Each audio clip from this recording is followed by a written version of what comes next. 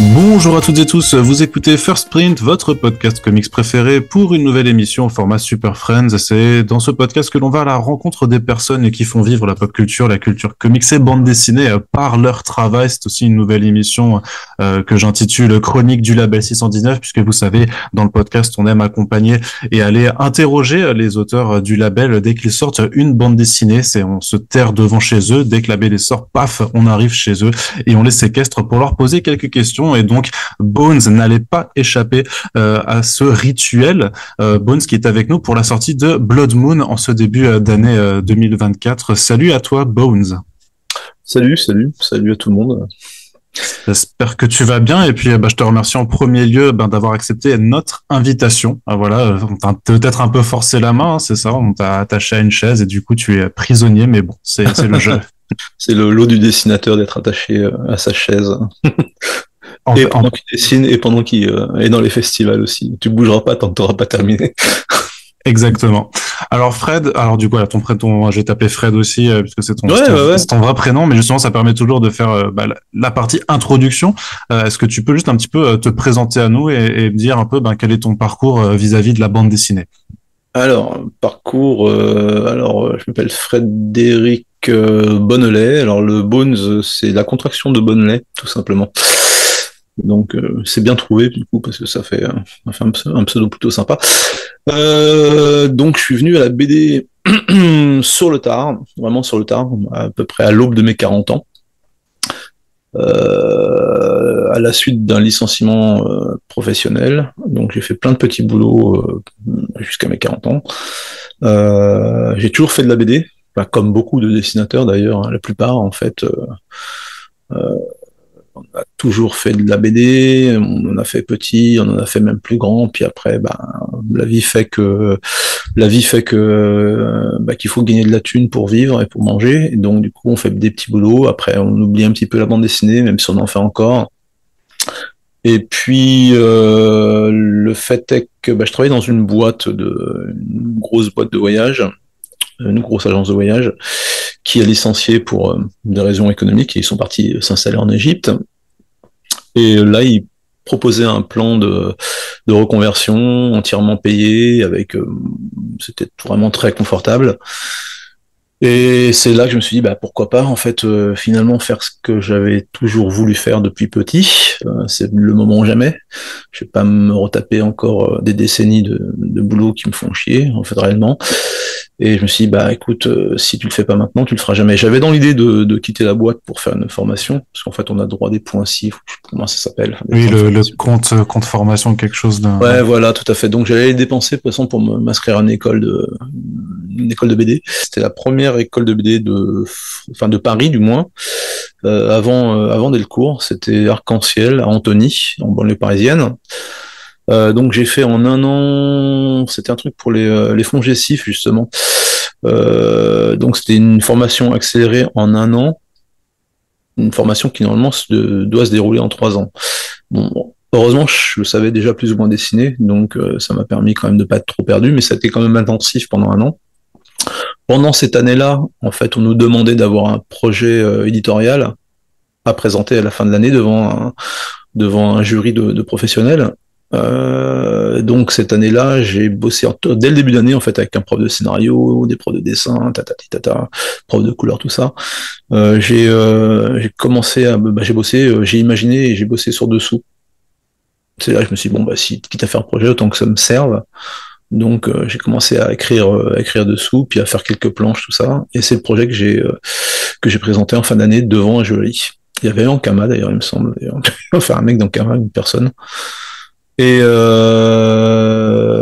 dessous, qui a trouvé un éditeur quelques mois après l'obtention de mon diplôme, enfin diplôme entre guillemets, parce que bon.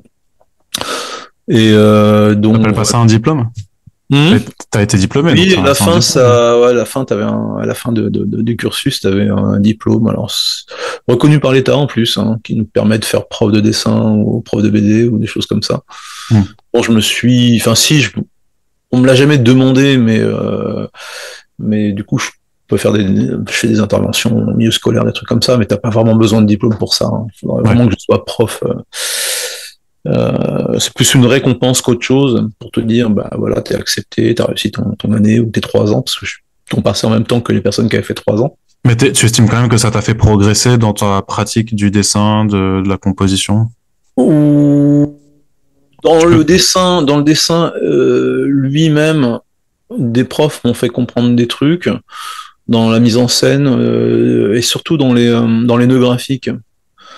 Un nœud graphique, c'est par exemple deux lignes qui se rejoignent, ce qui fait que tu comprends pas trop l'image. Il peut y avoir, malgré le fait qu'elle soit bien composée, il y a un truc qui fait que, par exemple, tu as un trait qui va passer sur un autre ou qui va être accolé à un autre, qui fait que c'est difficilement explicable. Donc ça, et puis le fameux sens de lecture en Z d'une bande dessinée, à part pour les splash pages, et encore même, splash page est composé d'une certaine façon, donc il y a un sens de lecture quand même, mais dans une BD, il y a le sens de lecture est en Z, enfin du moins en France, ça, Ouais. donc il y a des façons au dernier strip au premier strip d'une planche qui est tout en haut, il faut que le mouvement de ta case te ramène au strip du bas qui commence à gauche. Tu vois ce que je veux dire? Ouais, bien sûr, pour guider l'œil, en fait, de Tout à façon fait. Alors, c'est naturelle, ouais. exactement ça. Donc, c'est des trucs que tu sais pas quand on te les a pas Mm. appris. Pas facile. Enfin, ça te semble logique. Ça te semble logique une fois qu'on te l'a dit. Tu sais, bah oui, évidemment. Mais alors qu'en fait, il y a des petites astuces comme ça et des trucs. Après, il y a quoi? Bah, la couleur. Oui, la couleur, l'outil informatique notamment. J'étais vraiment. À un moment, je dessinais au marqueur, c'est au gros Pantone, qui était encore à l'alcool à l'époque. Donc je faisais des mélanges sur des feuilles de ref, c'était sympa, ça donnait un résultat un peu à la Corben d'ailleurs, très bizarre. J'ai essayé aussi les encres, mais donc c'est là que qu'on a eu des cours intensifs de Photoshop et compagnie pour pouvoir coloriser ces planches, les scanner, tout ça. Donc ça j'étais totalement, je connaissais absolument pas ça. C'est l'outil informatique, c'était pas trop. Du coup, à l'époque, j'avais, oui, effectivement, investi dans un Mac, dans une tablette graphique, tout ça, et c'est beaucoup plus rapide comme ça, effectivement. Donc oui, j'ai appris pas mal de choses, la construction d'un scénario, tout ça.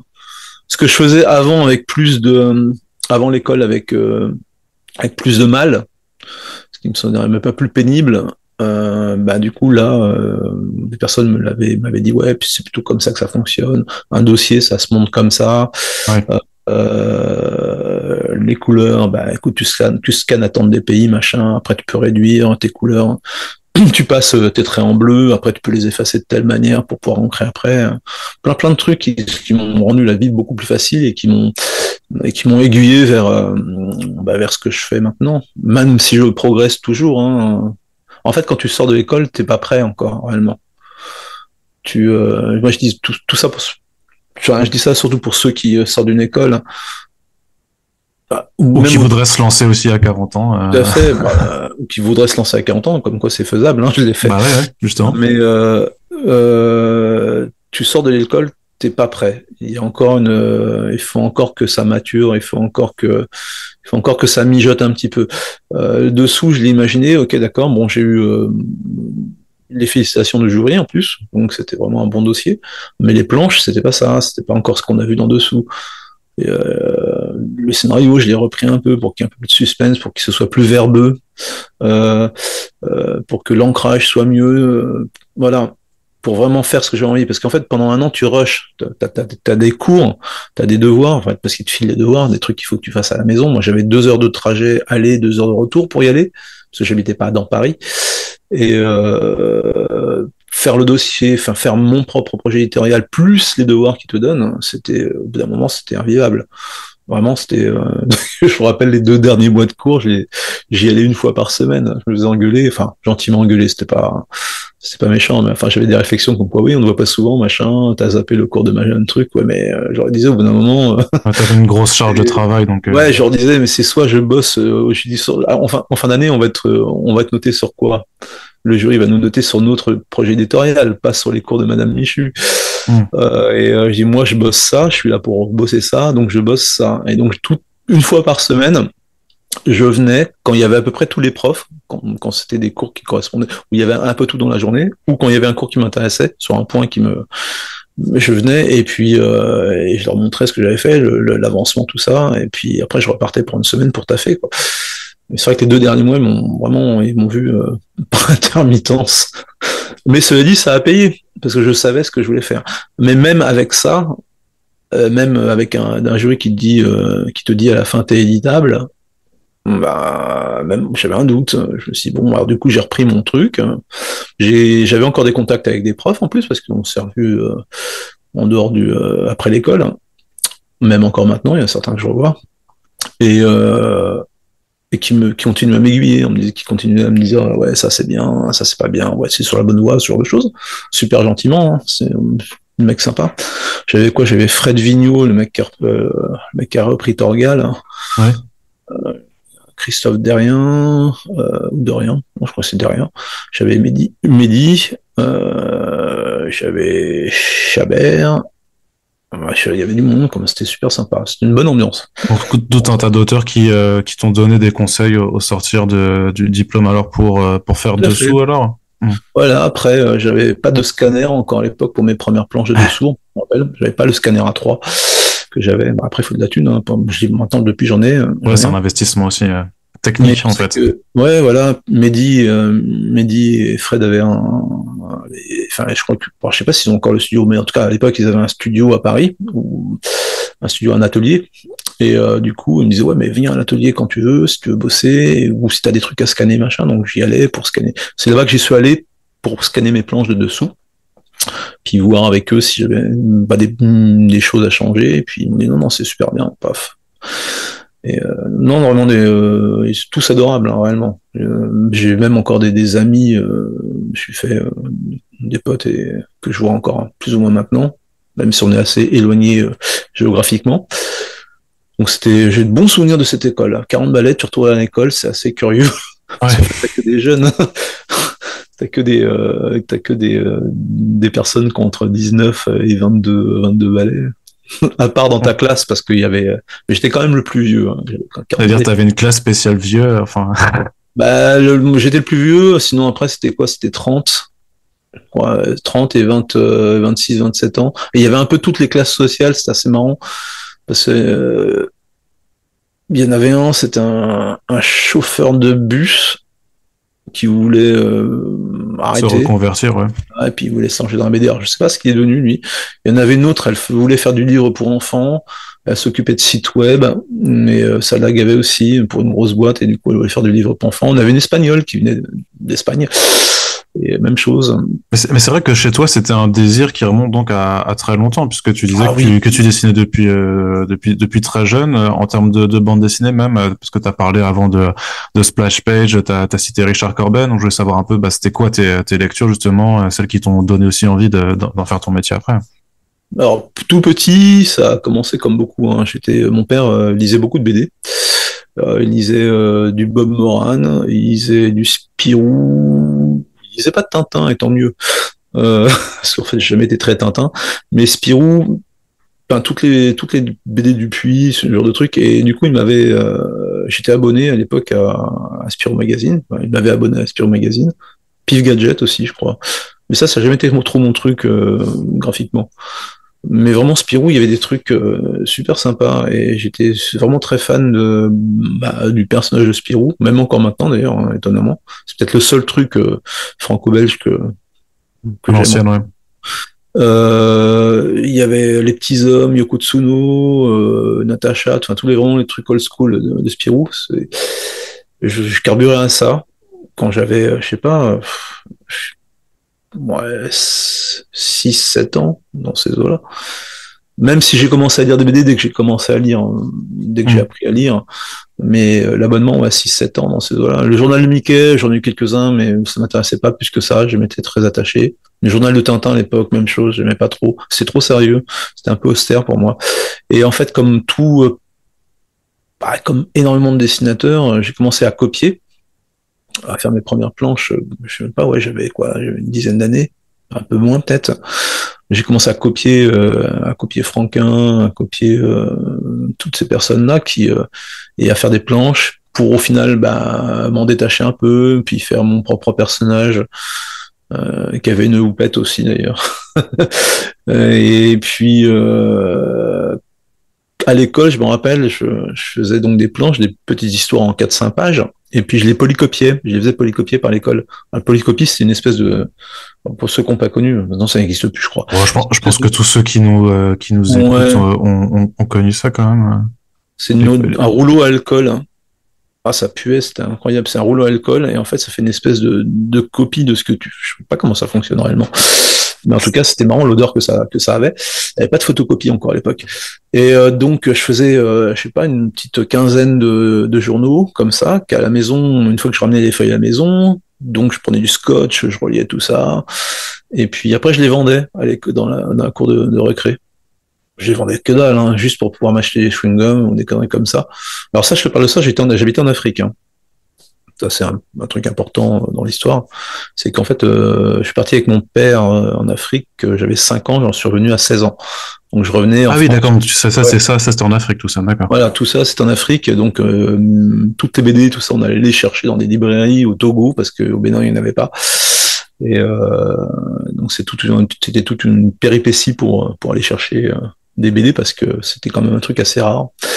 Et enfin rare à trouver dans les magasins là-bas. Ouais. Voilà. Oui, c'est quand même pas la même accessibilité qu'en France. Bah oui. Ouais. Et y avait pas. Et après donc j'ai eu une période dans les années 80 où j'ai un peu lâché la BD. Je me suis intéressé à d'autres trucs. Quand je suis revenu en France, notamment à partir de 16 ans, j'ai un peu lâché. Je continuais à dessiner, mais je faisais moins de planches. Et j'ai redécouvert la BD. J'ai eu de nouveau envie d'en faire, mais plus ardemment du coup, de m'y mettre sérieusement. Dans le courant des années 90, quand Delcourt a sorti ses Aquablue, le sang des rois, enfin les chroniques des contrées oubliées, enfin les trucs un peu heroic fantasy, machin, tout ça, ou de SF, hein. Toute cette collection de Delcourt m'avait vraiment donné envie de repasser à la BD. Et j'ai proposé quelques trucs à l'époque, mais ça n'avait pas matché, parce que j'étais pas encore au point, réellement. Même s'il y a des planches que je trouve jolies encore maintenant, que j'ai gardées, mais j'étais pas encore au point. Et donc, entre 90 et 2000 et des brouettes, j'ai fait des boulots par-ci par-là pour arriver à l'école de dessin et me dire bon là maintenant sors-toi le dos du sors-toi un peu le dos du cul et vas-y donne un petit peu ce que tu as. Si tu veux te faire éditer un jour, c'est maintenant. Si tu le feras maintenant ou tu le feras pas. Voilà. Alors, Donc oui. ouais, non, j'allais dire que c'est vrai que par rapport notamment à ton style de dessin, en tout cas de ce qu'on a pu en voir jusqu'à présent, ben nous on a beaucoup parlé et je pense qu'on a déjà dû te faire la remarque sur Mac Mignola, Ouais. sur Phil Astor notamment. Et je me demandais si c'était aussi des auteurs que tu appréciais. Bien Enfin, sûr, si hein. tu lisais de la BD américaine aussi maintenant dans. Ah bah, j'en lis depuis un bout de temps, ouais, mais dès que ça a été, enfin, le comics en France, ça a été très longtemps du super-héros, hein, ça a été très Hmm. longtemps du mec en moule couille. Euh, Très honnêtement, j'en ai lu un peu quand j'étais jeune, mais ça n'a jamais été vraiment mon truc. Enfin, c'est pas ça. J'aimais beaucoup Spider-Man, réellement, mais il y a d'autres trucs que je préférais comme Swamp Things ou des trucs comme ça. La créature des marais, mais je préférais, c'était beaucoup plus sombre. Le Ghost Rider chez Marvel, c'était vraiment des trucs que je kiffais. Alors que mais les X-Men, ça m'intéressait beaucoup moins. Spider-Man, j'aimais bien parce qu'il y a un côté le côté un peu jeune et parfois humoristique du perso qui vanne à tout va pendant les combats. J'aimais bien les combats un peu verbeux comme ça. X-Men, je trouvais ça trop sérieux, trop clair, trop. Je sais pas, il y a un truc qui me. J'étais vraiment dans les versants les plus sombres. Chez Spider-Man, j'aimais bien. Bon, quand Venom est apparu, il y avait des trucs super intéressants. Carnage, encore mieux. Là, ça a commencé à me parler. Spider-Man, ça m'a vraiment, vraiment parlé à partir de La Nuit du Chasseur, qui est beaucoup plus sombre, du coup, que la plupart de ce qu'ils avaient fait avant.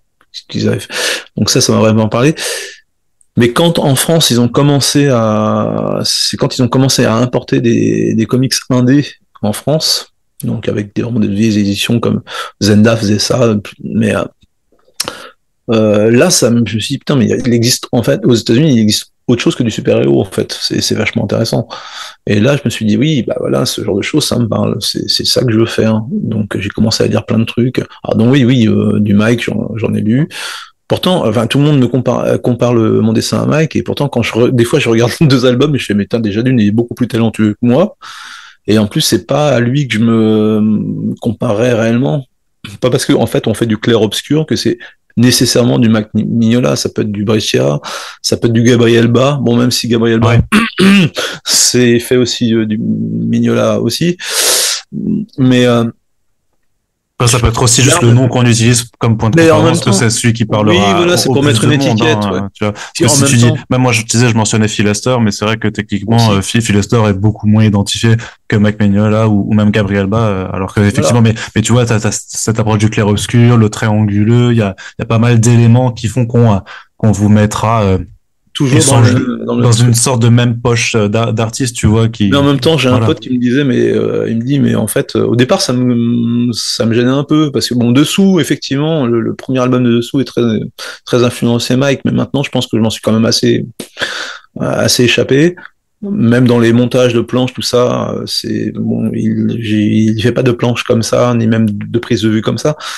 Mais en même temps, j'ai un pote qui me disait, mais sans déconner, comme comparaison, il y a pire. Ouais. J'ai dit oui, mais en même temps ça flatte, c'est tant mieux.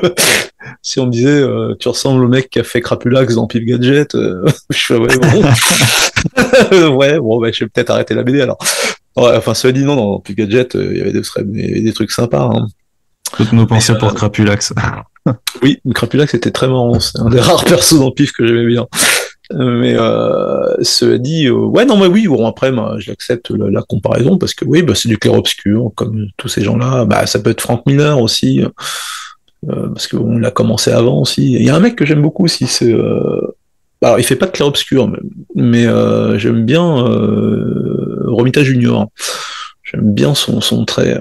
Alors son trait actuel ou son trait d'il y a 20 ans, ce que c'est son trait quand il a commencé Daredevil, ouais, quand il a fait ouais, d'accord, le Romita Junior de la bonne époque, parce que ouais, là, tout à fait. Là, j'ai trouvé ça, je kiffais. Ouais, il l'a un peu perdu il l'avait encore au début de Kick-Ass.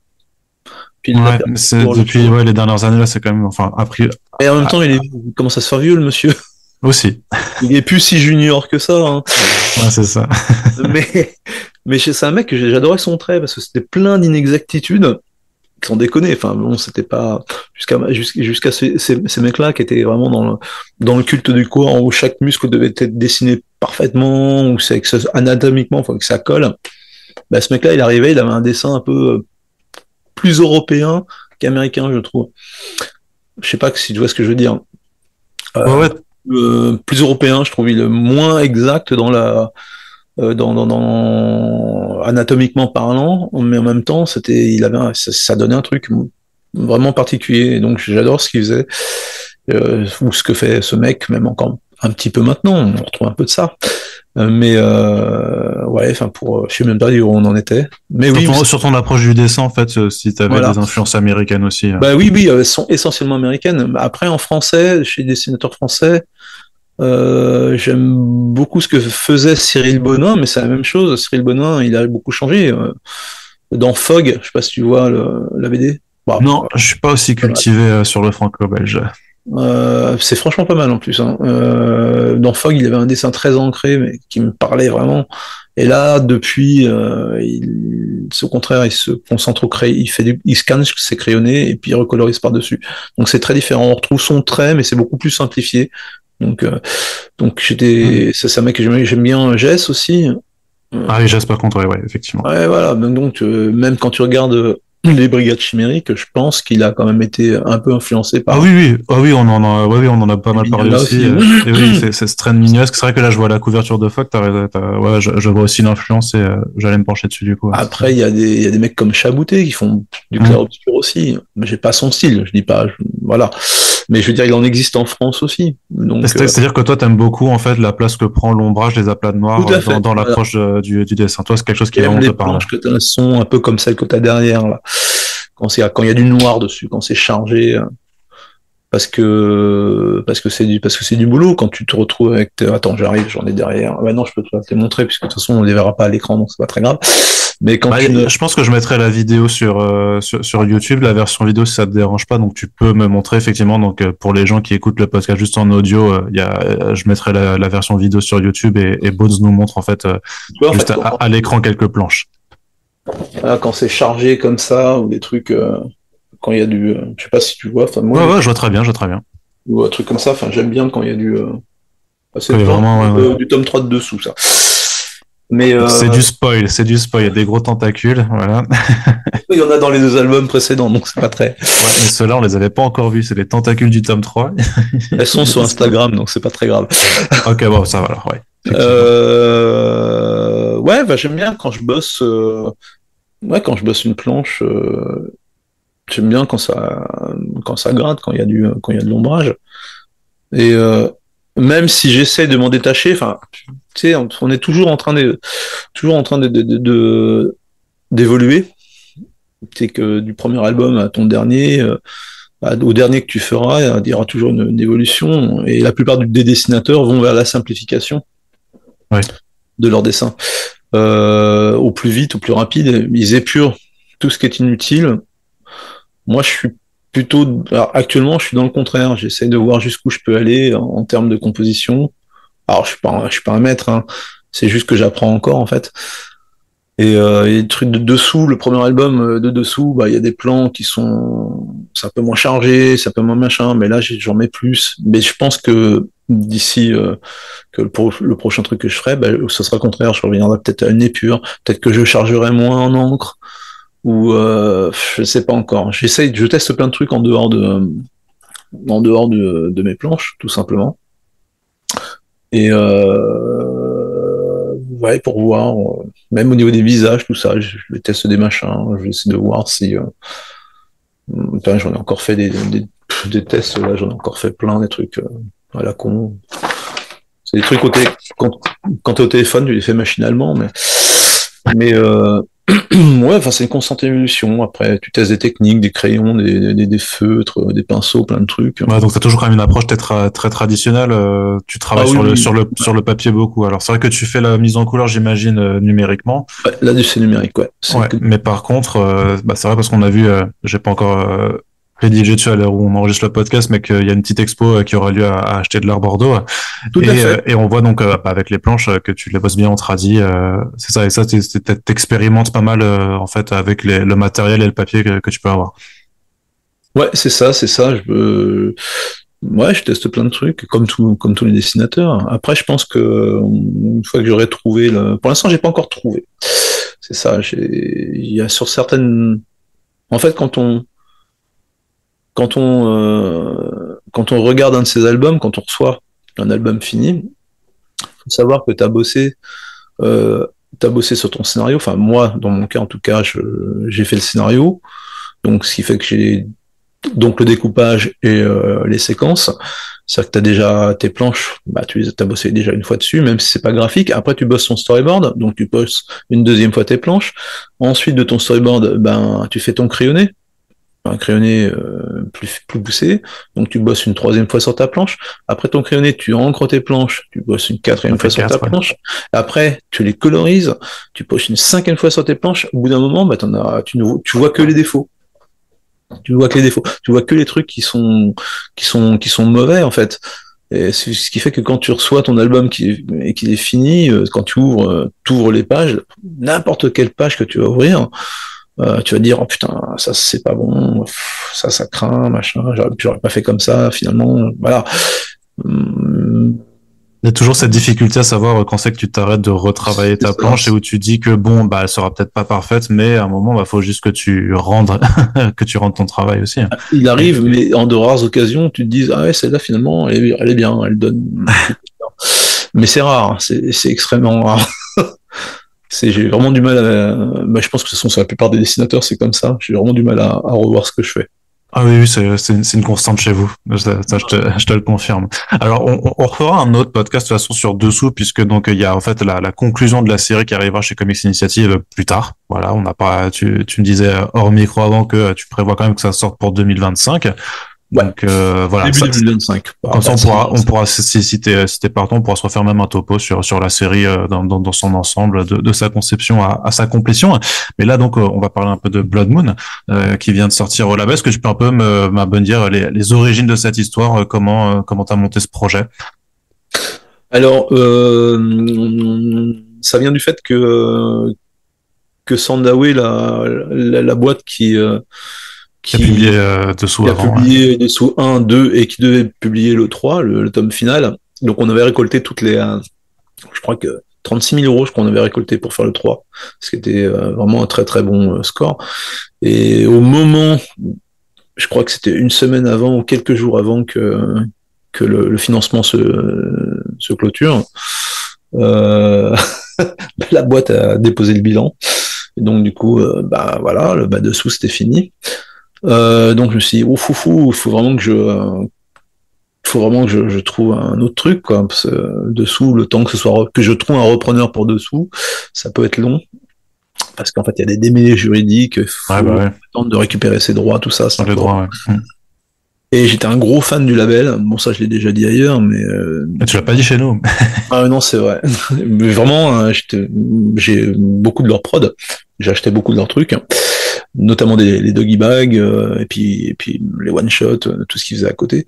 J'étais vraiment un gros fan du label, et je me suis dit, bah, je leur propose un truc parce que je pense que j'aime bien et j'ai envie d'être dans cette collection-là. C'est un désir de dessinateur. Un peu égoïste, hein, c'est un peu, je me suis dit, putain, j'aimerais bien avoir au moins un bouquin chez eux, faire un truc pour eux. Et en fait, je me suis dit, mais quoi? Et en fait, l'histoire, c'est que j'ai regardé Outland, un vieux film avec Sean Connery. Et là, ça a été le déclencheur. Je me dis, mais Outland, c'est super bien. Le postulat de départ, c'est quasiment le même que Blood Moon. Hein. Ils sont sur bah, regarde-le, tu verras. Le début du film, tu fais waouh. C'est un shérif qui est dans une base d'extraction minière. Sur une des lunes de Jupiter, ouais, pas sur la lune. Voilà, tout à fait. Alors il y a des meurtres, même chose, mais après bon, l'histoire est différente. Moi, ça part sur toute autre chose. Mais le postulat de départ, c'est ça. Je me suis dit, mais Outland, c'est vraiment un super film, mais il manque un truc. Pour moi, ça aurait dû aller plus loin dans le délire. Vraiment un truc. Et je me suis dit, après tout, Outland, c'est déjà un remake SF du Train sifflera 3 fois, qui est un vieux western. Et je me suis dit, bah, après tout, comme c'est déjà un remake, bah, moi, je vais me faire mon interprétation de l'histoire avec un shérif. Et je me suis dit, bon, bah, je vais prendre ce postulat de départ, mais je vais le pousser vraiment un truc un peu horrifique au départ, avec un peu sectaire, et avec un petit truc, un petit twist à la fin, un truc chelou. Voilà. Donc j'ai bossé le scénario oh putain, enfin le pitch, le scénario, le pitch, je l'ai bossé peut-être en un petit mois et demi. Après j'ai fait quelques planches qui sont dans l'album encore d'ailleurs. J'ai fait 4 planches, une pré-couverture pour le dossier. Et je suis allé sur le site du label. Et en fait il y a un petit onglet avec marqué soumettez vos projets. Alors j'y croyais pas au départ, je me suis dit ouais bon c'est là, mais bon la plupart du temps on envoie des dossiers, on n'a jamais de réponse quoi. Je me suis dit bon bah je l'envoie, j'ai envoyé mon PDF comme ça, poum, et je crois que peut-être le lendemain ou le surlendemain, j'avais une réponse de Run qui me disait ouais ça me plaît bien. C'était super rapide, ça a été très rapide. Et j'ai envoyé j'ai envoyé le dossier nulle part ailleurs, hein. Je l'ai envoyé à aucun autre éditeur, j'ai vraiment envoyé au label. Je me suis dit ouais ça c'est pour eux. De toute façon je l'ai fait dans cette optique-là, donc c'est pour eux. Je l'ai envoyé, puis ouais, ça me plaît bien. Donc ça, j'avais vigé juste entre. Je me suis dit, waouh, putain, bien. Donc, du coup, on a dû discuter un petit peu. Et puis il me dit, bah, ok, pour moi, ça me va. Je t'envoie les contrats, tout ça. Bon, ouais, cool. À partir de ce moment-là, j'ai bossé C'était à quel moment ça? Ce que tu. Alors ça, c'est pas tout jeune. Hein, c'était un petit peu avant Covid. Ok, ouais. Donc 2019 peut-être, quelque chose comme ça. Non, même pas. Non, un peu après, peut-être. C'est de 21. Je crois que c'était entre Covid. Parce que quand il a été accepté, c'était vraiment juste avant. À quelques. Ouais, c'était peut-être 3-4 semaines avant. Parce qu'après, les contrats ont eu du mal à être envoyés. parce que du coup, chez Ankama, parce que c'était encore Ankama à l'époque. Ouais. Parce que moi, je me rappelle que j'avais déjà eu vent, enfin, de ton projet, il apparaissait. Ouais, voilà. En 2021, moi, j'avais fait un article dessus le 1er janvier 2021, d'ailleurs. Ouais, donc c'est dans ces eaux-là, c'est à peu près. Parce que les contrats, bah, du coup, comme ils étaient beaucoup moins dans les bureaux d'Ankama, vu que c'était le lockdown en France, ils étaient beaucoup moins chez Ankama, donc ça a traîné au niveau des contrats.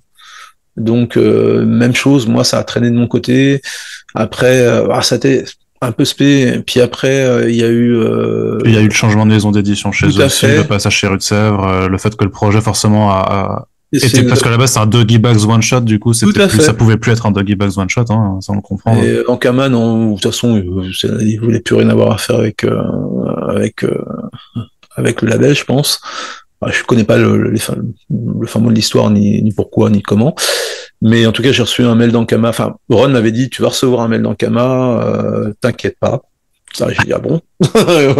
Donc, je reçois un mail Ankama qui me dit, ouais, bon, bah voilà, Blood Moon, ça colle pas à notre ligne éditoriale. Puis en plus, t'es en retard. Bon, j'avais un mois de retard. Puis ça se fait pas. Bon, Bon, ça c'est pas quoi, ouais. du coup, j'étais un peu colère. Je me dis, putain, merde. Et donc voilà, mais Ron m'a dit, ouais, ne t'inquiète pas. Donc, Rue de Sèvres a réglé le problème avec Ankama. Ils ont pris les droits. Et du coup, j'ai dû attendre d'avoir un contrat Rue de Sèvres pour continuer. Donc, j'ai arrêté Blood Moon pendant deux petits mois et quelques. Donc, ça m'a... Mais bon, il est sorti au final. Hein.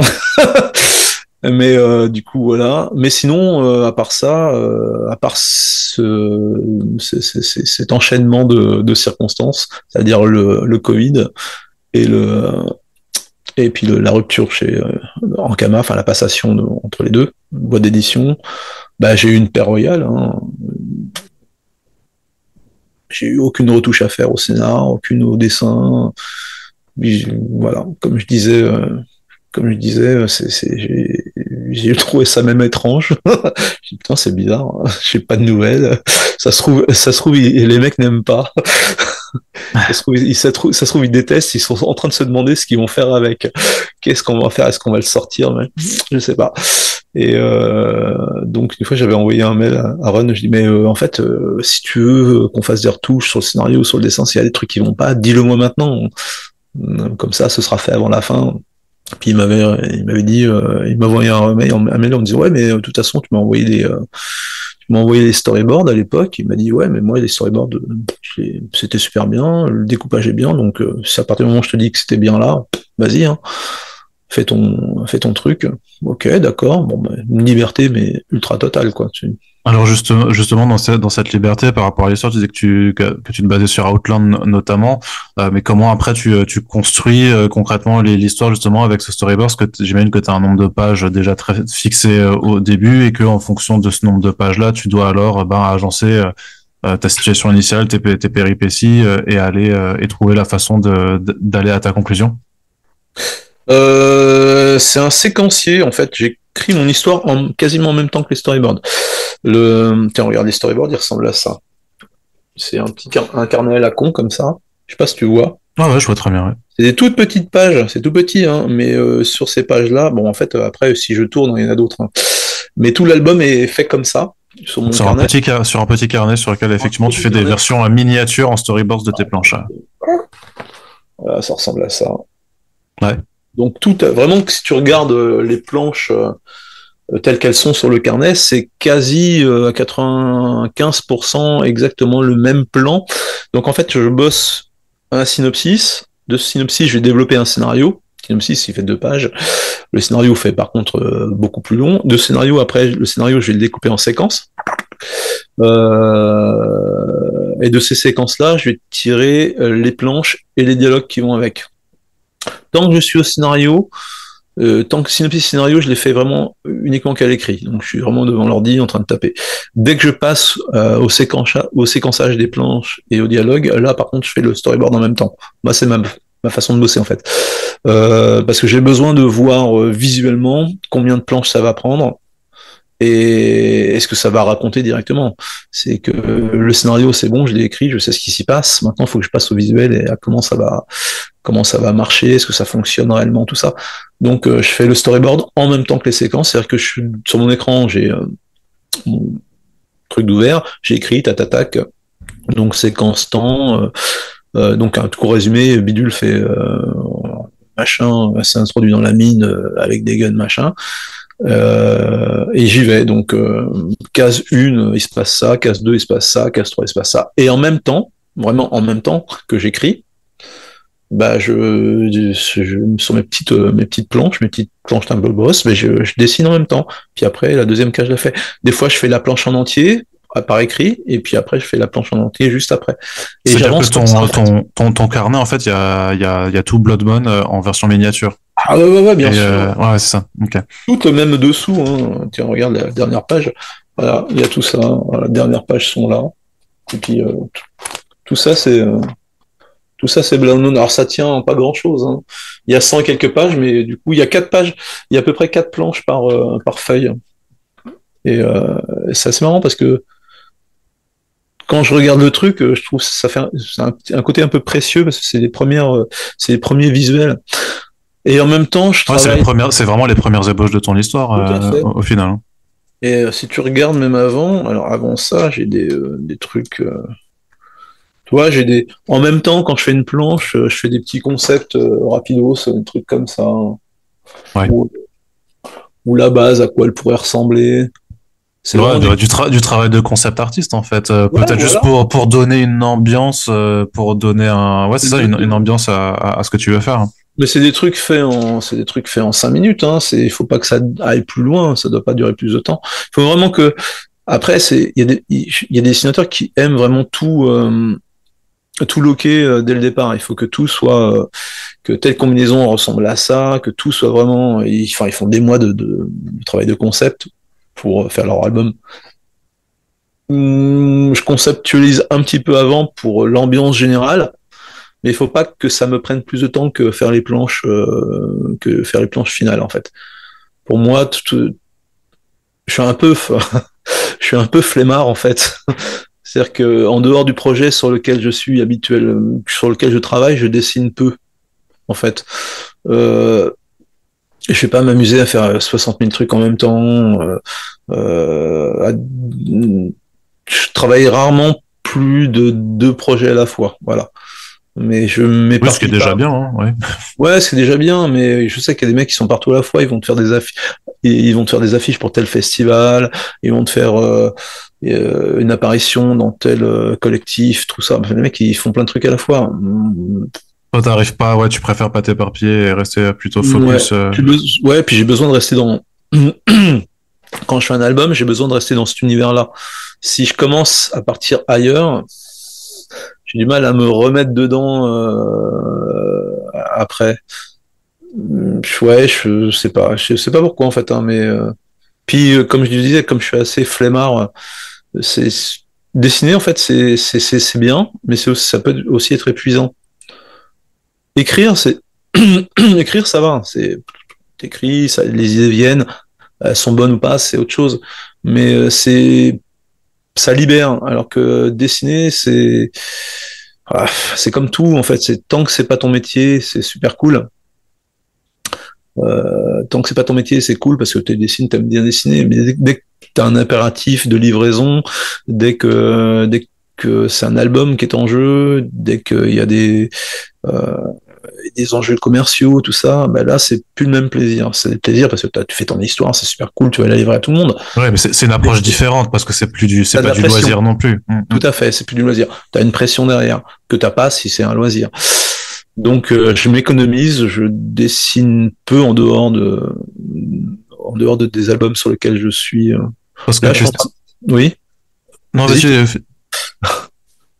J'allais dire, tu estimes qu'il te faut combien de temps pour faire une planche Une planche. Ouais. Une planche. Alors on va en dehors du storyboard, hein, 2 jours, 3 jours avec la couleur. 2 jours, c'est le crayonné va me prendre facilement la journée parce que mes crayonnés sont assez, j'en ai là-bas. mais mes crayonnés sont quand même très poussés, ils sont pas très loin de la version finale de la planche, parce que j'ai besoin de savoir où je vais mettre mes aplats, j'ai besoin de savoir où le trait sera. C'est pas, il y a des dessinateurs qui font un crayonné quand même très sommaire, et les mecs ils vont ancrer directement dessus. Moi j'ai du mal avec ça, j'ai vraiment besoin de savoir où je vais. Donc j'ai des crayonnés qui sont quand même assez poussés, qui sont même des fois plus beaux que les planches originales, mais bon voilà, pas pour ce qu'on m'en a dit. Et après l'ancrage, même chose, une journée pour l'ancrage, et puis la planche est finie. Et après, bon, on va dire peut-être une demi-journée, peut-être un peu moins d'une demi-journée pour la colorisation d'une planche. Ça dépend de ce qu'il y a à faire en fait. Plus il y a de cases, plus c'est minutieux. Une splash page en 4 heures elle est faite. Même ouais voilà, mais donc oui, voilà, après c'est la pagination qui fait que c'est long. C'est que là il y a quoi, il y a 100 des boîtes de pages. Ça c'est très long, et puis il y a des jours où t'as pas envie de dessiner aussi. Ça arrive. Il y a des jours où tu vas te mettre devant ta plan, enfin devant sur ton bureau. Pour un blocage, ouais. Tu vas commencer à te faire ça vient pas, ton trait il est pas sûr. Et non, ça vient pas, tu fais bon, laisse tomber quoi. En général, faut pas insister, tu fais autre chose. Tu bouquines, t'écoutes de la musique. Enfin, je sais que je fais de la musique en plus, donc je me mets sur mes instruments, je fais des trucs. Et puis le lendemain, c'est comme si c'était rien passé quoi. Ça roule tout seul. Et du coup, t'es plus productif, donc tu rattrapes plus ou moins le boulot que t'as pas fait la veille. Donc ouais. Pardon, j'ai la gorge qui racle. Sur Blood Moon, ouais, faut prendre du coca ça faut s'hydrater un peu. Sur Blood Moon, une fois que t'avais ton séquencier, tu disais, mais par rapport juste à l'histoire, par rapport notamment à la dimension très, on va dire mystique que prend le récit au fur et à mesure de l'enquête, c'est quelque chose que tu avais prévu dès le départ. Ouais. D'avoir ce plot, c'est quelque chose que tu mets en scène et t'as construit tes personnages autour, ou t'avais quand même aussi des personnages bien ancrés dans ta tête que tu voulais amener dans cette histoire. Qu'est-ce qui prend un peu le dessus, on va dire, quand tu construis le récit? Est-ce que c'est toute la dimension du lore en fait, ou c'est les persos? Le perso, en fait, je voulais un personnage pas forcément attachant au départ. Je voulais vraiment que le mec le mec lambda, le shérif qui subit en fait, qui subit plus l'histoire. Donc je voulais pas qu'on en sache plus sur lui. Je voulais qu'on soit projeté en même temps que lui dans l'histoire, ce qui fait que au départ j'avais développé dans le scénario, j'avais développé tout un background à lui puis à son coéquipier, celui qui, je sais pas, après je vais pas tout dévoiler non plus. Donc j'avais une histoire avec sa famille, machin, en fait on en savait plus sur sa vie, sur lui, mais il aurait fallu que je fasse 2 albums. Et dans l'optique d'un Doggy Bag one shot à l'époque, en tout cas, c'était un one shot, comme ça, comme son nom l'indique. Donc du coup j'ai taillé beaucoup dans le scénario pour garder que la substance. Et je me suis dit, au final, le fait de pas le connaître, on s'en fout, puisque de toute façon voilà, le but, c'est pas ça, c'est d'être projeté avec lui. Je voulais un truc vraiment dans l'ADN de ce que fait le label, un truc direct, concis, sans concession, où on est projeté dans l'histoire et que ce soit rapide et rythmé. Donc, en savoir trop sur le personnage, plus, ouais, juste assez pour que ça matche, voilà. Mais je voulais pas qu'on s'apesante, je voulais pas m'apesantir trop dessus. Pour le plot final, il a toujours été prévu, parce que je voulais une fin super bizarre. Je voulais que la fin fasse débattre, aussi bien dans le bon sens que dans le mauvais sens. Je voulais qu'il y ait des gens qui se disent, ah ouais, j'ai détesté jusqu'à la fin, j'ai trouvé ça super, et à la fin j'ai rien compris, donc c'est naze. Ouais, ça, ok, d'accord, j'aime bien, c'est une bonne idée. Et je voulais que des mecs au contraire lisent la fin et me disent, ouais, la fin pour moi c'est ça, alors que moi la fin je la connais, enfin je sais ce que c'est, mais je l'explique pas volontairement. Surtout avec le début qui est quasiment pareil. Mais je voulais qu'à la fin les gens se disent, mais what the fuck, qu'est-ce que c'est que cette fin, pourquoi, d'où. Et ouais, mais c'était fait exprès. Je voulais que ça se surprenne dans le bon sens ou dans le mauvais sens. Je voulais que les gens après la lecture du bouquin se disent, est-ce que j'ai bien aimé la fin ou est-ce que j'ai pas aimé, Est-ce que ça m'a gâché le truc, ou est-ce qu'au contraire, ça me donne envie de le relire une deuxième fois? Moi, quand je regarde un film ou quand je regarde une BD dans ce goût-là, j'aime pas qu'on m'explique tout. J'aime pas qu'on me donne les clés de l'histoire directe, qu'on me drive en me disant ouais, ça c'est ça, ça c'est ça. C'est un peu le problème d'ailleurs de beaucoup de séries, de beaucoup de films maintenant. C'est qu'on a l'impression qu'ils prennent les lecteurs ou les spectateurs pour des abrutis, et que tout doit être nécessairement expliqué, sinon c'est pas bien. Bah non, revoyez des films comme 2001 ou d'autres, tout n'est pas expliqué. La fin, tu la comprends comme tu en as envie. Solaris, même chose, tout n'est pas expliqué. Il y a des... Donc je voulais un truc comme ça. Je voulais pas partir dans un truc ultra philosophique. Je voulais pas faire mon 2001 parce qu'on voit clairement que c'est pas le but dans le truc. Ça reste une série B d'horreur, de SF horrifique, machin. Mais je voulais cette petite touche un peu poétique, un peu curieuse à la fin, qui fasse un peu jaser. Là, de ce côté-là, je pense que c'est réussi. Parce que je regarde sur certains forums ou certains trucs, ça c'est marrant les réactions des gens. Mais j'en ai vraiment eu un qui a dit ouais putain ça partait super bien, puis la fin par contre ça a tout gâché. Bah ouais, moi ça me fait rire. Mais c'était le but. J'ai même parlé à Ron qui dit ouais il y a des gens qui sont quand même assez déconcertés par la fin. Puis Ron qui me répond et il me dit ouais mais en fait c'était voulu dès le départ, donc voilà, c'est-à-dire que c'est réussi quelque part. Donc, de toute façon, si c'est une décision que tu as prise dès le départ, effectivement, et que tu t'y es tenu jusqu'au bout, ça fait partie du concept. Après, c'est sûr que tu auras des gens qui pourraient dire que limite que même l'ensemble du concept de la fin peut frustrer aussi parce que, en fait, t'as un élément de lore qui arrive très tard, alors qu'on reste quand même dans un polar horrifique et SF pendant les trois quarts de l'album, et puis que d'un coup tu bifurques effectivement où on n'est plus du tout sur cette approche terre à terre, on va dire, de l'intrigue. Et effectivement, tu pars dans des dimensions, enfin dans des enjeux qui sont hautement supérieurs, mais vu que tu ne donnes pas plus d'explications que ça. Après, je peux la donner l'explication, ouais. Bah alors je propose que tu le fasses en conclusion dans un segment spécial spoilers à la limite comme ça, voilà pour les gens. Mais c'était ça, c'est la question, parce que nous on en a débattu avec Corentin il y a pas longtemps dans le podcast aussi, de se dire que limite soit c'est un album en fait, enfin dont l'histoire serait trop courte par rapport à cet élément de lore qui est amené, ou alors c'est une histoire qui aurait pu être qui serait trop longue, qui aurait pu être raccourcie si elle s'en était tenue juste à la proposition de base, quoi. Et ça, j'imagine que c'est quelque chose forcément auquel tu réfléchissais aussi, hein. Ouais, je voulais que en fait ça accélère la fin réellement, parce que quand il arrive à cette mine, tu te demandes.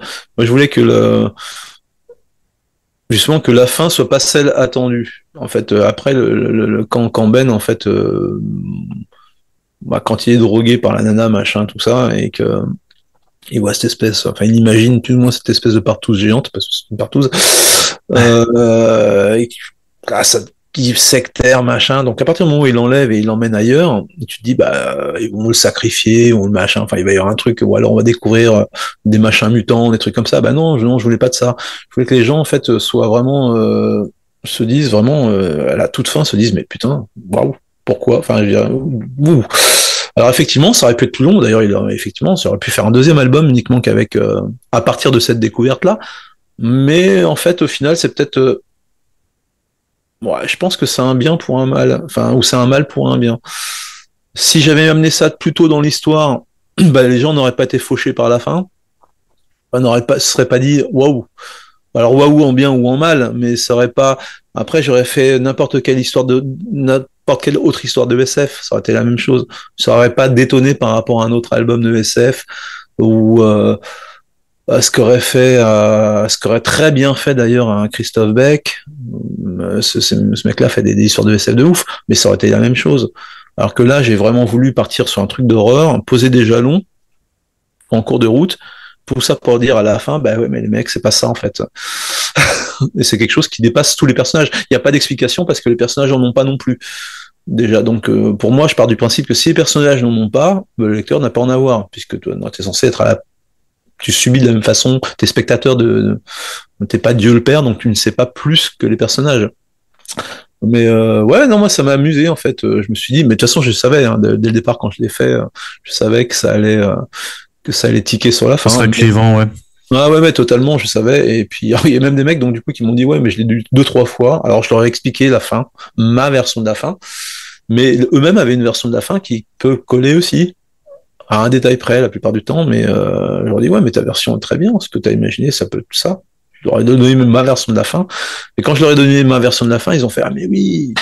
D'accord, mais oui, effectivement, parce qu'il y a pas mal de choses qui sont dites par Bennett à la fin dans son monologue de méchant. Il y a beaucoup de choses qui sont dites par lui qui sont vraies. En fait, le mec, il voit juste dans la découverte, dans ce qu'ils ont découvert, il a vu, le mec, il a vu juste. C'est exactement ce qu'il décrit.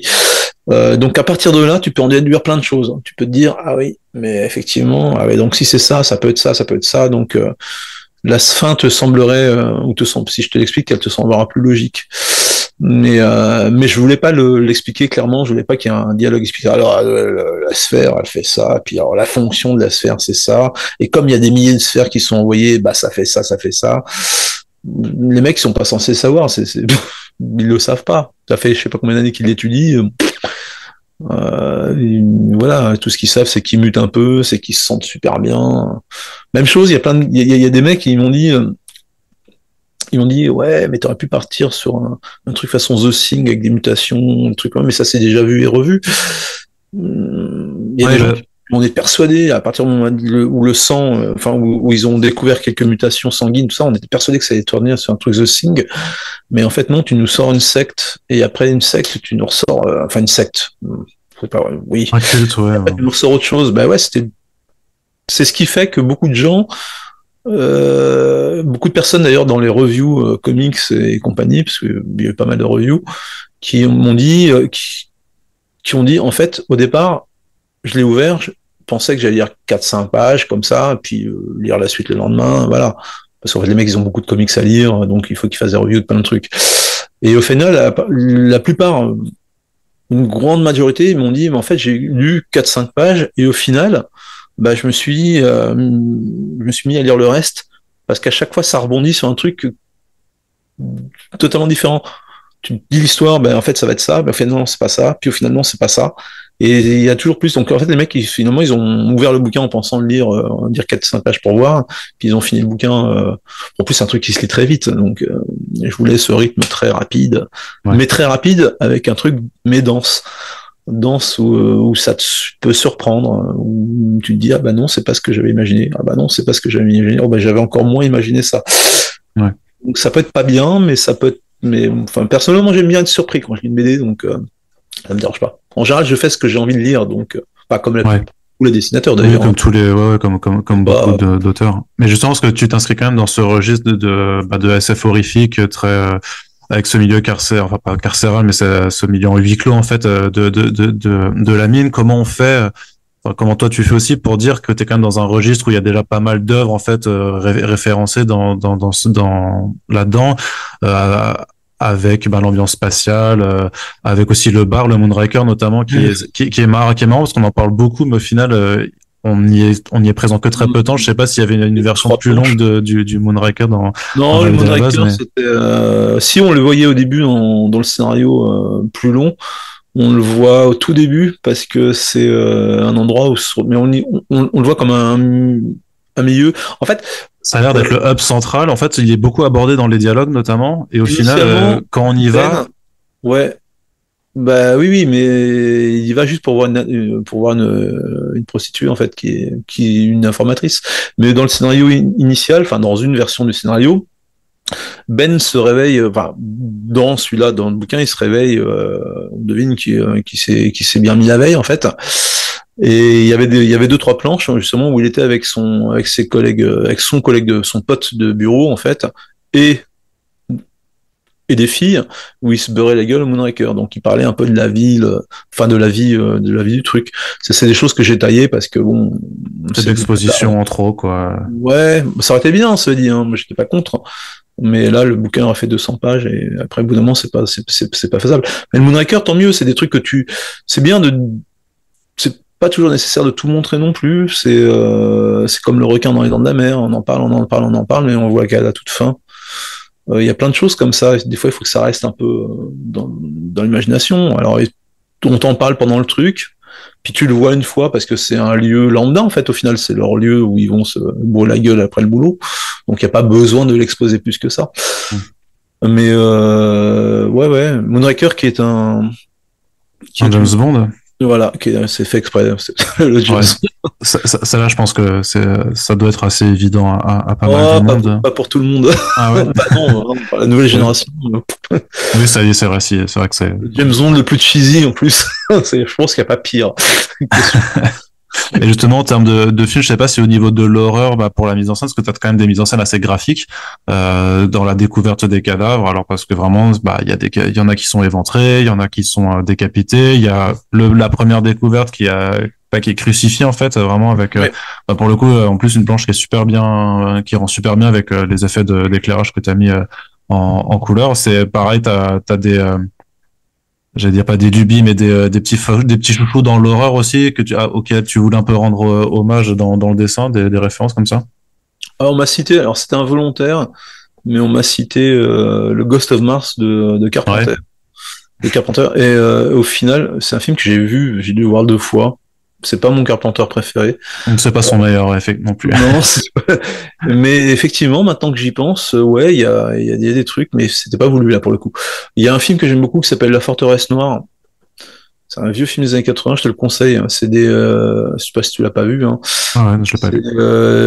Des nazis qui s'enferment dans un château médiéval. Alors je sais plus où, en Pologne ou enfin dans un pays de l'Est. Et ils viennent s'enfermer là parce que là le front est pas loin. Et à l'intérieur il y a un golem qui est enfermé et il le libère. Et c'est la même chose. T'as des espèces de meurtres, de trucs un peu chelous, un peu ésotériques. Et l'ambiance est vraiment géniale. C'est un très très très bon film, super spé, avec une musique de Tangerine Dream en plus. Il y a ça. Après, effectivement, il y a The Thing. Ouais. Mais bon, c'est de la plus à mutation. Vraiment, je suis très série B, ouais, je suis très série B. Toutes les morts un peu graphiques comme ça, c'est parce que je veux qu'elles. Et au final, quand tu regardes, il n'y en a pas tant que ça dans l'album, mais je veux qu'elles marquent graphiquement, je veux qu'elles impactent. Le mec crucifié, j'aurais pu très bien faire une image dans une planche parmi d'autres. Là, je voulais que quand tu tournes la page, que le mec il voit ça, quand tu tournes la page, je fais ah ouf, effectivement, pourquoi? Et je voulais que ce soit un peu des trucs, vu que les mecs sont un peu chelous dans cette secte et qui s'occupent je voulais que ce soit des meurtres un peu chelous. Pas des choses qu'on s'attend à voir en tout cas sur la Lune. Ouais. Je voulais que ça interpelle, un petit peu. Mais donc ouais non, c'est beaucoup de séries B de SF américaines, des trucs un peu fauchés des fois. Je regarde, je regarde pas mal de films entre minuit et 2 heures du matin. Et donc après, ouais, tellement de choses. On voit de toute façon que c'est voilà que t'aimes le genre et le gore aussi quelque part quoi, parce que t'as effectivement, même si elles sont pas, c'est pas les passages les plus nombreux, mais d'une part t'as quand même cette mise en scène qui est quand même assez graphique, t'as pas mal de gros plans aussi parfois de détails sur les corps, t'as quand même plusieurs splash pages qui sont dédiés spécialement à des cadavres et puis le reste du temps t'as aussi voilà une bonne part d'action comme tu disais, tu voulais un rythme rapide, donc on sent de toute façon que et de toute façon ça s'inscrivait aussi dans cette logique Doggy Bag / Lowrider que t'es là pour faire voilà. Je pouvais pas faire fallait que je colle à l'ADN du label quand même, c'était le but initial quand j'ai proposé le dossier. Je leur proposais un thriller horrifique qui se passe sur la Lune, donc fallait pas que ce soit un truc trop métaphysique, fallait qu'il y ait du meurtre, fallait qu'il y ait du sang. Bon, après il y a une page dedans, la page où il y a 2 filles qui sont éventrées sur le lit de Ben là. Ouais. Quand tu mets ils mettent un meurtre sur le dos. Ça, je me suis dit, ça va peut-être pas passer quand même. Surtout quand ils sont passés chez Rue de Sèvres. Après, je fais, cette page-là, bon, je vais la faire, mais je dis, ça se trouve, ça va peut-être un peu too much quand même, surtout avec c'est assez touchy maintenant des meurtres féminins, tout ça. Enfin, je me suis dit, ouais, ça va peut-être pas, c'est peut-être sans concession, mais il va peut-être falloir en faire au moins une pour que ça heurte pas trop. Puis finalement non, c'est très bien passé. Alors que je trouve la page, finalement je la trouve que c'est la plus violente de toutes. Ouais. Pour moi, le mec crucifié, bon, c'est très graphique surtout. Bon, un œil qui pense, c'est graphique, une tête sur des pieux, ça s'est déjà vu mille fois dans plein de BD. Bon, notamment en Heroic Fantasy, c'est très souvent qu'on voit ce genre de choses. C'est des avertissements. Mais les deux nanas, là, on était plus sur du Fincher, tu sais, façon un peu Seven ou des trucs comme ça. C'est beaucoup plus glauque, je trouve. Ouais, plus glauque, quand même. Et je me suis dit, c'est peut-être une page qui va pas matcher. Puis finalement, bon, elle est passée. Ouais. Donc, en plus, c'est une pleine page. Donc, et ouais. Au niveau, on parlait d'ambiance de film. Le Escape from New York aussi m'avait. C'est un truc qui m'a beaucoup pour l'ambiance, un peu très nuit, pour le côté justement chronométré qui y a dans le film. Tu sais, Snake Plissken, il a un truc dans la dent. Ça peut lui sauter en pleine gueule après il a un décompte, puis s'il le fait pas retirer son implant, ben il meurt. Là, il n'y a pas ça, mais je voulais quand même garder cette espèce d'impression qui doit aller vite, qu'il faut que s'il s'enfuit pas, bah il est dead. Bon, il y a plein de trucs comme ça. Puis j'écoutais beaucoup de BO pour faire l'album aussi. Après, je sais pas si c'est dur en soi de dire si t'as réussi ton coup ou pas. Et après c'est la vie de l'album en librairie. Donc on vient de m'annoncer qu'il en reprint. C'est déjà bien. Ah bah c'est cool, ouais. Ouais. Une petite réimpression, ça fait toujours plaisir en Ouais, effet. j'ai l'impression, ouais. Parce que je devais faire des festivals là. Il y en a un, tu dois faire le rayon vert. Ouais, cool. Paris, Trop bien. là. Festival de Paris et le rayon vert. Et le rayon vert, il y a un problème, c'est que ils pourront pas se réapprovisionner en album et donc ça va être chaud.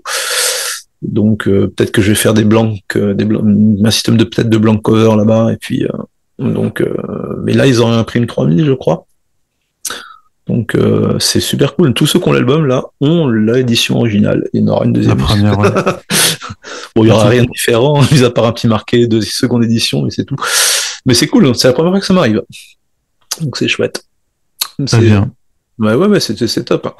Mais sinon, ouais, non, j'en suis fier. Je vois que les défauts, mais ils ont fait. Quand j'ai reçu l'album, là, j'ai sous le nez.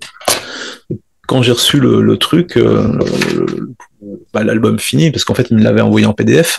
Mais c'est tout. C'est pour voir les corrections de fautes qu'il pouvait y avoir, une relecture et tout ça. Et j'avais pas encore j'avais eu le montage de la planche avec le logo. C'est Yuke leur graphiste, Ouais. hein, qui a travaillé le truc. J'avais fait ouais, parfait, super. En plus, l'idée de mettre les deux, une séquence de planches à l'intérieur des deux hauts, c'est une idée de génie, c'est vraiment super bien. Et même la couverture, j'étais pas persuadé. Je me suis dit, ouais, la couverture, bon, ouais, wow, bon.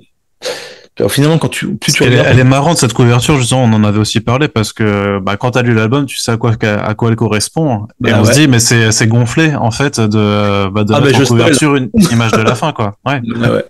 C'est un spoil total du truc, mais tu sais pas pourquoi. Mais même la couverture, j'étais pas sûr. Puis finalement, ils ont fait un travail graphique, graphique hallucinant, quoi. Et de voir tout ça assemblé sur un album, là quand je l'ai chopé, quand je l'ai reçu à la maison, je l'ai ouvert, j'ai fait putain la vache, mais je l'imaginais pas comme ça, quoi. C'est au-delà de mes espérances, l'objet en tout cas, le papier, tout ça. Ils m'ont dit ouais, à l'époque on va prendre tel papier, tout ça. Alors bon, ils me disaient ça correspond à tel album dans la collection, donc comme je les avais, donc je regardais, mais j'avais quand même du mal à te le représenter. J'arrête de l'ouvrir parce que je vois que les défauts. Mais cela dit, oui, l'objet, l'objet est super bien. Ils ont vraiment fait un taf de fou, quoi. Quand j'ai vu ça, je fais, ah ouais. En fait, tant que je l'avais pas en main, je l'imaginais pas en tant que le reader. Je le voyais pas encore chez le label. Voilà, pour moi, c'était encore qu'un PDF. C'était assez flou. C'était immatériel. Et dès que je l'ai eu en main, j'ai fait, ah mais ouais, effectivement, ouais, là, ok, d'accord. Là, je sais pourquoi j'ai taffé, en fait. Et effectivement, là, ça s'inscrit bien dans la collection. Enfin, j'espère que ça s'inscrit bien dans la collection. Et je dis ouais, là, oui, effectivement, là, je retrouve un peu tout ce que j'ai aimé chez eux, dans l'objet, dans la façon dont c'est traité, dans l'attention portée au papier, à l'odeur du papier, à l'encre, à la maquette qui est assez incroyable. tous les petits détails qu'il y a sur la maquette. C'est un truc... ouais, les petits sigles. Non, mais Yac fait toujours un travail vraiment incroyable. Ça, c'est clair. Très bien. Il est seul à faire ça ici, en plus. C'est ça qui est hallucinant, quoi. Ouais. On n'a pas beaucoup des comme lui. Non, il n'y en a pas beaucoup, hein. Ça, je suis complètement d'accord. Est-ce que pour cette section sport, tu peux nous donner ta version de l'explication de la fin, alors? La fameuse. Donc quand en fait voilà la fameuse sphère en fait, donc c'est effectivement le méchant de l'histoire en fait, je vois juste, ce sont bien des sphères qui sont envoyées dans l'espace, il y en a des millions qui sont envoyés comme ça, c'est comme un obus qui éclate, pam, et qui envoie des millions de billes sur des trajectoires droites, mais il y en a des millions qui vont traverser le cosmos, et c'est envoyé par on ne sait pas qui, d'on ne sait où, ça c'est pas trop le souci, le problème, le souci. Et en fait, leur mission, enfin, elles sont faites pour comment dire, pour fertiliser, pour amener la vie sur des planètes qui sont déjà plus ou moins fertiles, qui ont des conditions déjà, mais pour donner l'impulsion en fait. Donc elles vont croiser des planètes dans l'univers, donc soit elles les percutent, soit elles passent à côté, puisque c'est des trajectoires droites. Et à partir de là, effectivement, il y en a deux qui passaient dans le coin, pouf. Peut-être en même temps, ou peut-être à quelques milliers d'années, mais il y en a une qui va percuter la Terre. Celle-ci, la Terre étant déjà fertile à la base, pouvant abriter la vie, elle l'avait pas encore, mais c'était encore sous forme d'amibe ou je ne sais quoi. Il y en a une qui percute la Terre, et là ça fonctionne. La sphère pète, et ça va développer une vie, puis amener avec l'évolution tout ça à ce qu'on est. En même temps ou après, il y en a une qui percute la Lune juste à côté, bloum, et la Lune étant totalement stérile, il se passe rien. Donc la sphère elle arrive là, boum. Rien, elle pète pas, que dalle. Donc avec le temps, elle est enfouie, machin, tout ça, elle est recouverte. Donc en viennent les mineurs qui arrivent sur la Lune, des millions d'années, voire des milliards d'années plus tard, découvrent ce machin-là. Et en fait, une fonction de la sphère, donc comme on le sait, en fait, c'est que elles absorbent tout ce qui va être biologique pour pouvoir rendre la vie. En fait, c'est ce qui fait qu'il y a de la végétation. En fait, dans un début de végétation, il y a un début de vie dans le corridor en fait en fait là où elle découvre et en fait dès qu'elle est au contact de quelque chose de biologique, elle l'absorbe et puis elle restitue, elle essaie de donner la vie. Ces sphères-là ont aussi une fonction, c'est comme elles font une trajectoire droite dans l'univers, elles peuvent pas dévier leur course. Si elles trouvent une planète, si elles passent à côté d'une planète fertile, possiblement fertile, elles peuvent pas dévier leur course. Par contre, elles communiquent entre elles en disant celle-ci est fertile. Donc si jamais tu pètes sur une planète où il n'y a rien, eh ben tu peux. Oula, il s'est passé quelque chose. Ouais, j'ai juste coupé ma vidéo parce que j'ai juste coupé ma vidéo pour la bande passante, voilà, parce que je t'entendais moins bien. Ouais, je t'entendais moins bien. D'accord. Voilà. En fait, elles enregistrent tous les astres à côté desquels elles vont passer.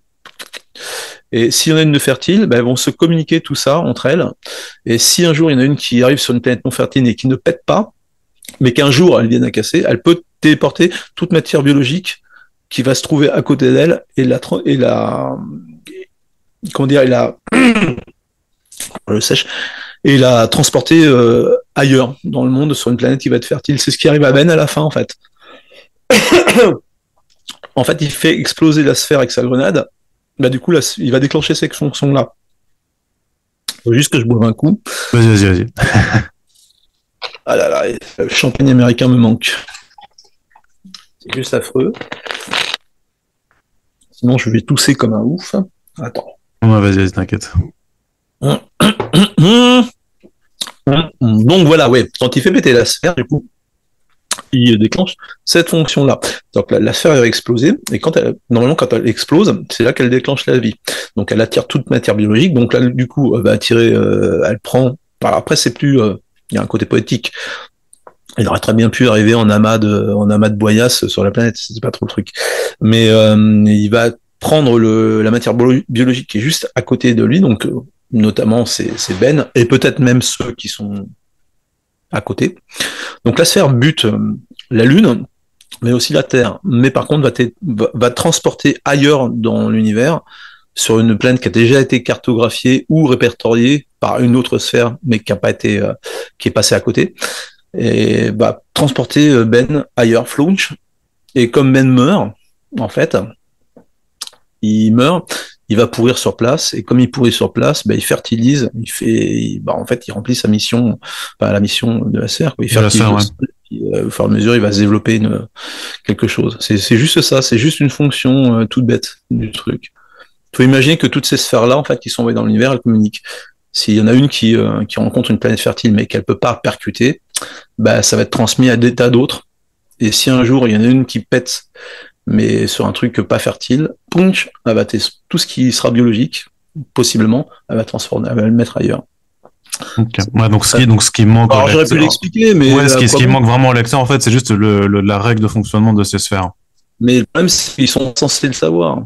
C'est l'humain, les mecs dans l'histoire sont pas censés savoir ça. Donc moi je le sais parce que parce que c'est mon explication et puis parce que c'est des fonctions. Alors j'aurais pu dire ouais effectivement dans le truc oui il y a peut-être une fonction mais je pense que Bennett quand tu regardes le speech de fin du truc il met le doigt exactement sur le truc hein.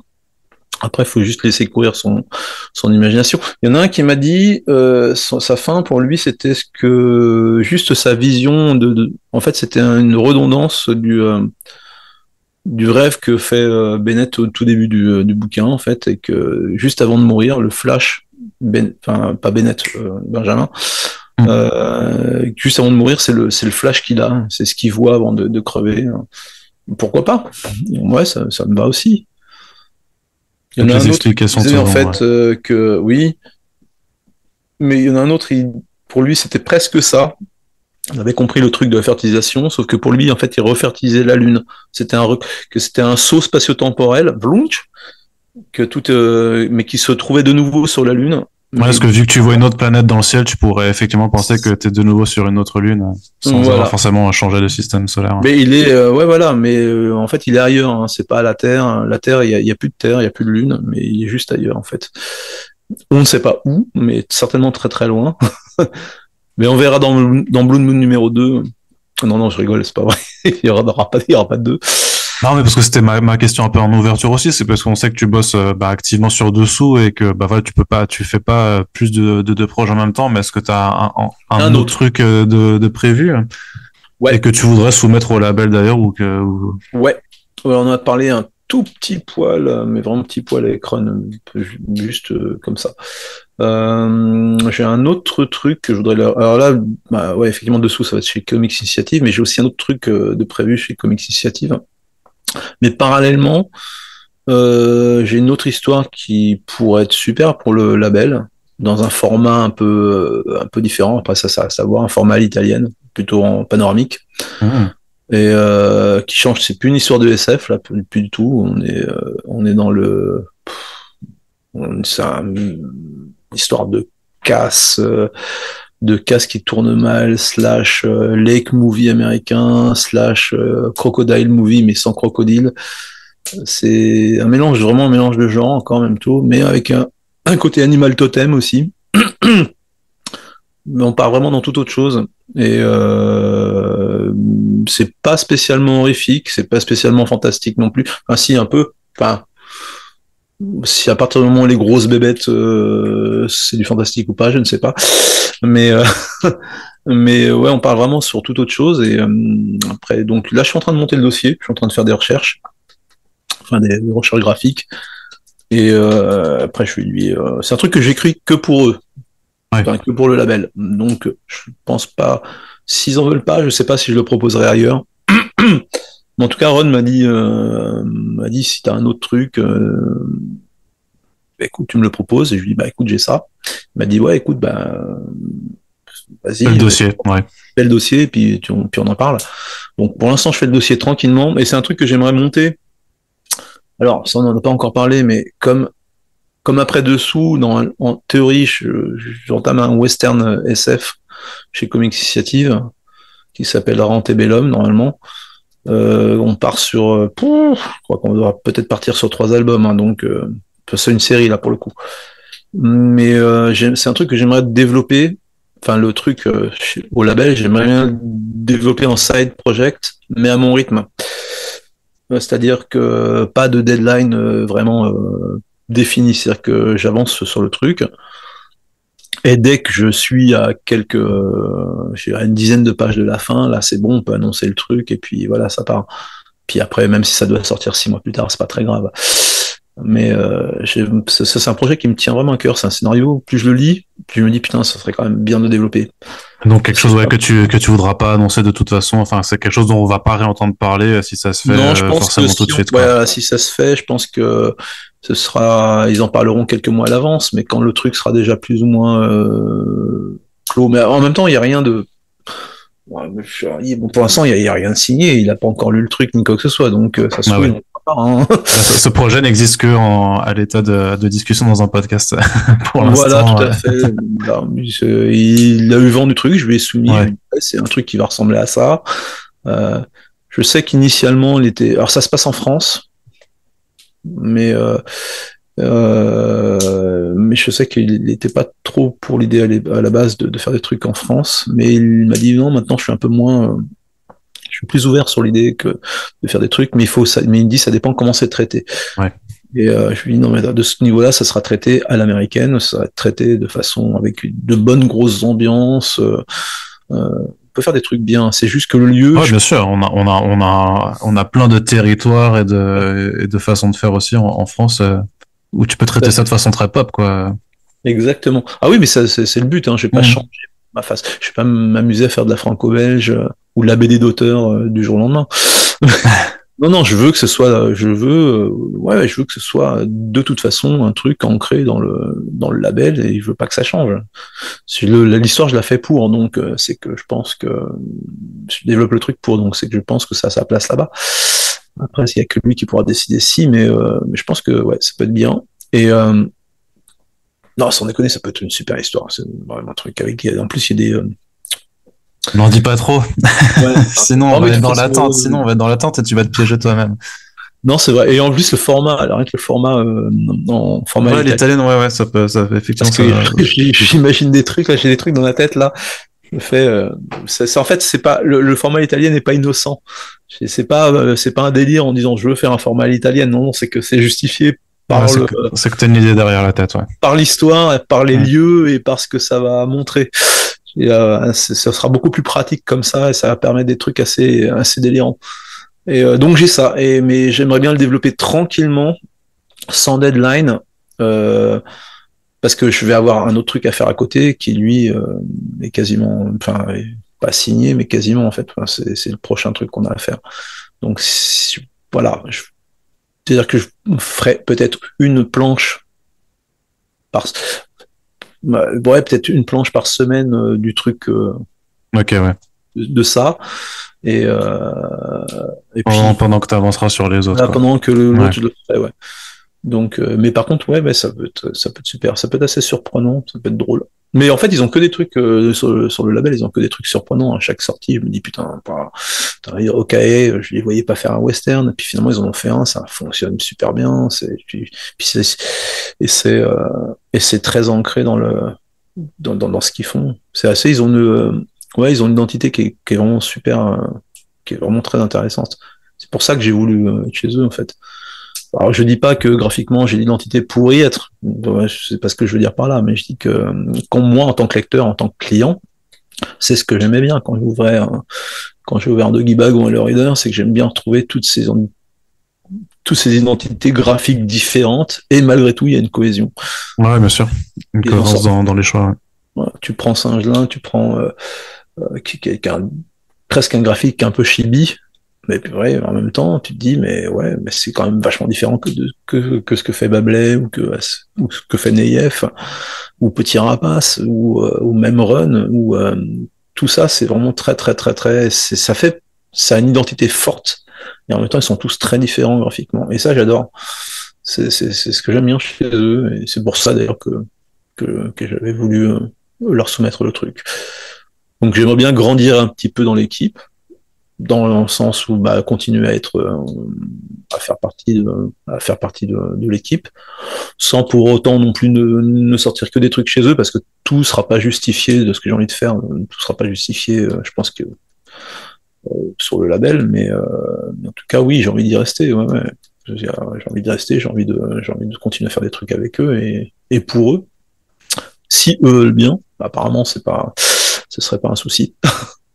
C'est ce que je te souhaite en tout cas. Puis de toute façon, dans ce cas-là, on aura l'occasion d'en reparler. Mais de toute façon, comme je crois que je le disais un petit peu en préambule, mais on reviendra te parler aussi parce que dessous, on en avait parlé lors de la campagne et tout, et on a hâte de voir le projet terminé. Et puis pour la suite aussi chez Comics Initiative, puisque on suit aussi pas mal les projets de Mickaël. Donc dans tous les cas, on sera, je pense, amené à se reparler, que ce soit à distance ou IRL, si tu passes sur Paris ou que moi je passe. Je suis à Paris, si tu veux te faire signer ton bouquin, là, si tu veux signer, je suis au festival du livre le mois prochain, là. Le Paris Fan Festival, plutôt? Ouais, hein? Pardon? Le Paris Fan Festival ou le Festival du Livre Paris? Le Festival du Livre, sur le stand de rue de Sèvres.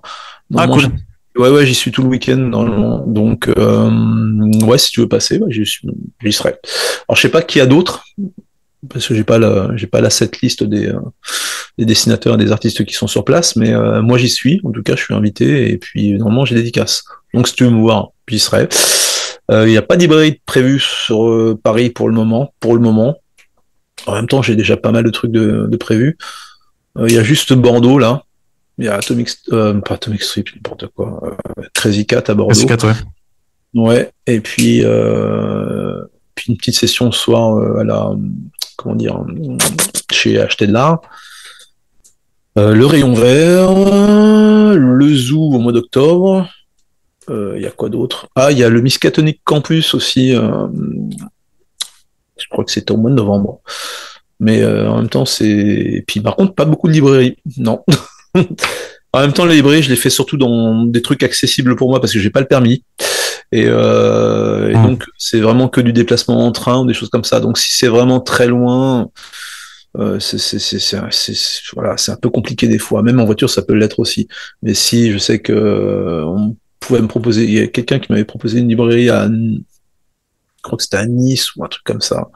Et là, chez Alpha, sûrement Alpha BD. Et là, je dis non, Nice, c'est pas possible. Ça me fait remonter sur Paris, redescendre, et là, ça me fait du 7-8 heures de train à faire dans la journée, puis rebelote le lendemain, ça vaut pas le coup. Un peu trop dur. Ouais. Donc Paris, alentour, peut-être Bordeaux, Royan, Poitiers, Angoulême, La Rochelle, ce genre de choses, ouais. Mais au-delà, c'est un peu compliqué pour moi. Ouais, d'un point de vue aussi, mais de toute façon, on se croisera. Oui. Mais si tu veux passer à Paris, il n'y a pas de souci. Ouais. Très bien. Très bien. Eh bien, Bones, je te remercie encore de ton temps. Donc, c'est moi.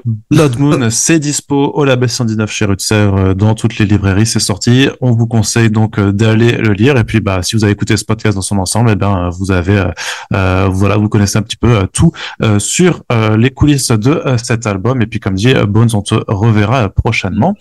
Et j'en profite simplement pour vous dire que si vous appréciez ces podcasts et le travail fourni derrière, n'hésitez pas à le faire savoir pour rendre service au podcast, mais aussi aux personnes qui viennent présenter leur travail dans l'émission.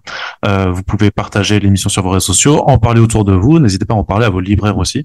Et s'il vous reste encore des sous après avoir acheté Blood Moon en librairie, eh bien vous pouvez aller sur notre Tipeee. Vous pouvez aller sur notre Tipeee pour nous soutenir. Merci en tout cas à toutes et tous de nous avoir écoutés. Et Bones, je te dis à la prochaine. Salut. Écoutez, à la prochaine. Salut.